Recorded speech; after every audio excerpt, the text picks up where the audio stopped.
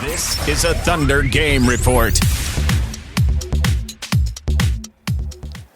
is one of the veteran leaders on this team. What are your biggest goals for the team as a whole and into this year, coming off a 60-win year last year? Just never to get satisfied. I know I said this once before, but when you tend to have goals or you set your goals pretty high, you start reaching smaller goals. And the teams that don't reach the big goal is the teams that get satisfied because they reach smaller goals. So never to get satisfied, never to get too high, too low, to stay even keel and continue to work. And we're going to take this one day at a time and one basketball game at a time. What did you work on this summer? Talk about how hard you work, but anything specific you want to get better at? Well, I mean, every year you try to get better, and you try to, always. A long time ago, KG told me that there's nobody in the NBA or nobody in the world that don't have flaws. So the thing is, every offseason you try to clean up your flaws. I definitely went into the gym trying to work on getting my shot up quicker. Worked on my touch around the basket.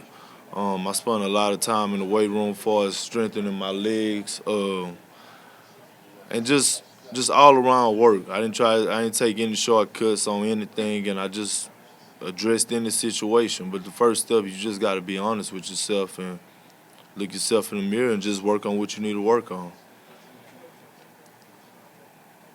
Perk, each team comes into a new year with guys who have improved or roles potentially changing.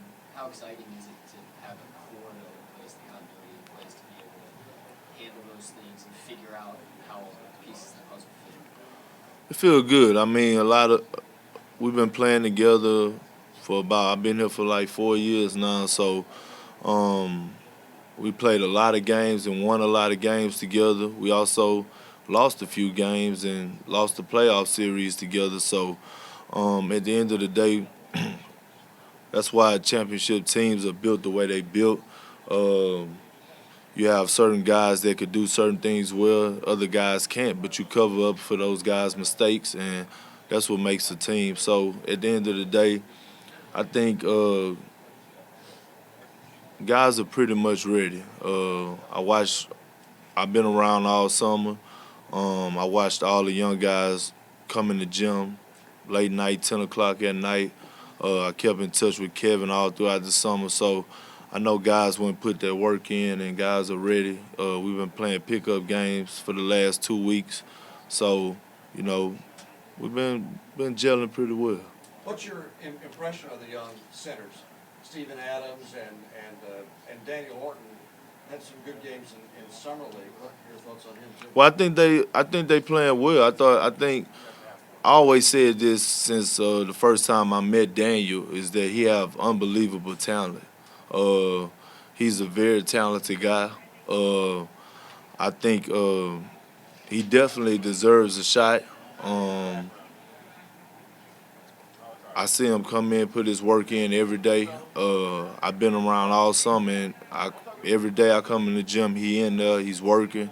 And Steven is a great addition. I think we probably got the steal of the draft, in my opinion.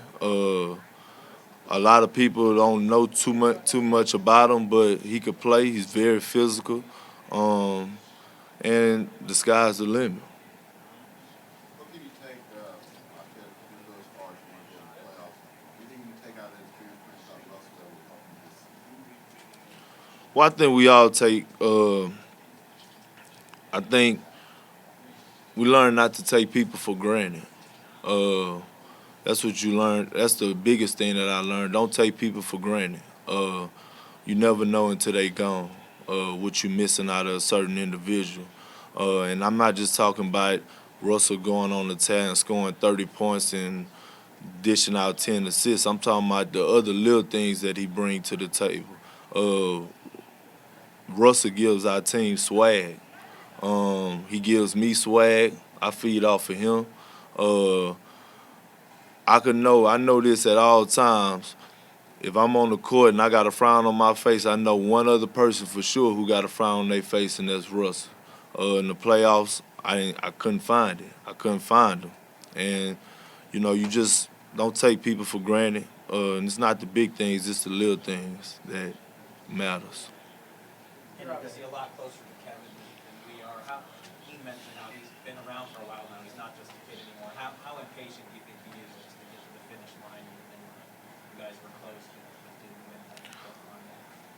You know, since I've been here, I watched Kevin. He just every year he grows, and I think we all watching Kevin just grow into his own. You know, he's growing into a man. Like, he's becoming a man. Not saying he wasn't before, but he's becoming his own man. And Kevin wants to be the best. He want to be the best player in the NBA. So I watch him work. I watch how he go about. He could literally play basketball for 8 hours a day, every day, pick up all day long. That's what he loves to do. He wants to be the best player in the NBA. He's so polite with us. Is he mad behind the scenes? Is he what's different that we don't see about just how much he wants it? Well, you know, he got to keep this humble image up, but behind the scenes, sometimes you'll see a different Kevin Durant a little bit, you know. Sometimes he'll turn it on and, you know, but we embrace that. You know, I actually love that. I told him, I mean, sometimes it's all right to be the bad guy in certain situations, you know.